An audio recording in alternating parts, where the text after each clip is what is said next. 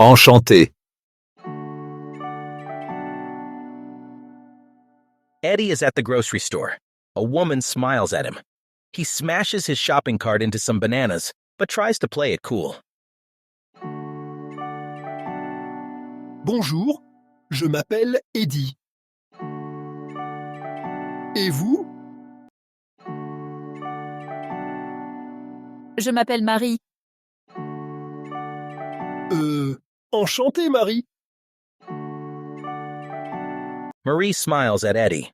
He nervously leans against a shelf and knocks down a bunch of soup cans. Comment ça va? Marie leans down and helps Eddie pick up the cans. Their hands touch. Très bien. Eddie panics, turns, and runs down the aisle. Bonne journée?